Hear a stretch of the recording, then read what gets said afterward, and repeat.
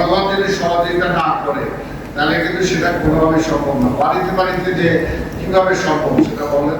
ঝুঁকিপূর্ণতা আছে ward number 19, সাধারণ ঝুঁকিপূর্ণতা আছে 16 এবং 18, অঞ্চল 2, অধিক ঝুঁকিপূর্ণতা আছে 2, 4, 5, 6, 9, 11, 13, অধিক ঝুঁকিপূর্ণ এই অঞ্চলটা আছে। মাঝারি ঝুঁকিপূর্ণ আছে 1, 3, 10, 12, সাধারণ ঝুঁকিপূর্ণতে নাম্বার একমাত্র 8।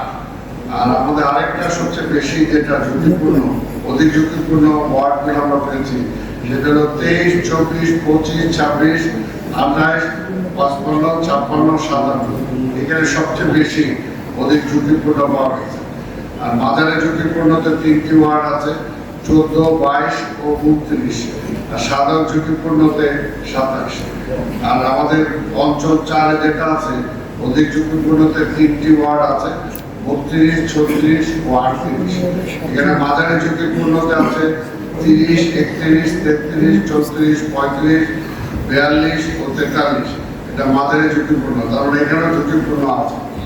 আমাদের অঞ্চল 5-এ 2টি ওয়ার্ড আমরা অধিক ঝুঁকিপূর্ণতা পেয়েছি, সেটা হলো 7 ও 52। কিন্তু মাঝারি ঝুঁকিপূর্ণতা কিন্তু অধিকাংশ ওয়ার্ড, এখানে 39, 40, 44, 45, 46, 47, 49, 50, 51 ও 53। অর্থাৎ মাঝারি ঝুঁকি, তার মানে এটাও ঝুঁকিপূর্ণ অনেকটা আমাদের এই অঞ্চলটা। সাধারণ ঝুঁকিপূর্ণতে 3টি ওয়ার্ড আছে, 41, 48, 54। এই হলো আমাদের জরিপ কাজের যে রিপোর্ট, সেটা আমি আপনাদের কাছে তুলে ধরলাম।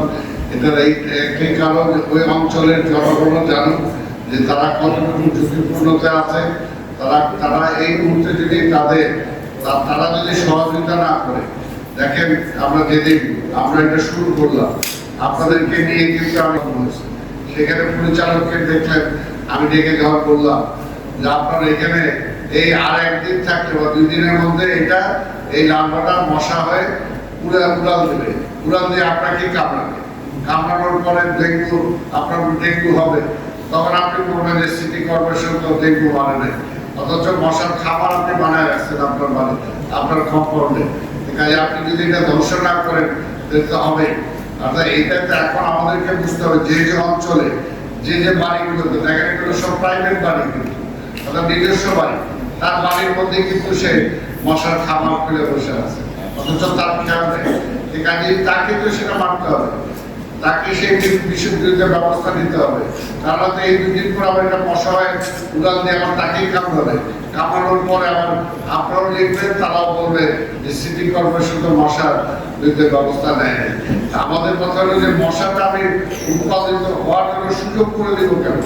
মশাটা যেন উৎপাদন না হতে পারে, জন্ম না দিতে পারে, তাহলে আমরা সেখান থেকে সেটাকে ধ্বংস করি।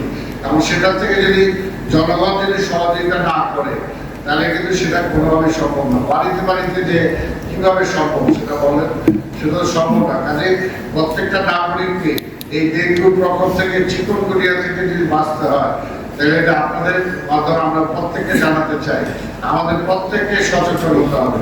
অন্তত কোনো অবস্থাতেই জমানো পানি রাখা যাবেই না। একদিনের বেশি কোথাও কোনো জমানো পানি রাখা যাবে না, একদিনের বেশি না। এটা তো বলা আছে যদি সপ্তাহে 1 দিন, তাই মনে সপ্তাহে 3 দিন, 2 দিন অন্তত জমানো পানি ফেলাইতেই হবে। কোথাও জমানো পানি রাখা যাবে না। জমানো পানি পরিষ্কার পানি, সেখানে লার্ভা জন্ম হয়, তারপরে 2 দিনের মধ্যে সেটা নষ্ট হয়, পুরা হবে। এই বিষয়ে আপনাদের সহযোগিতা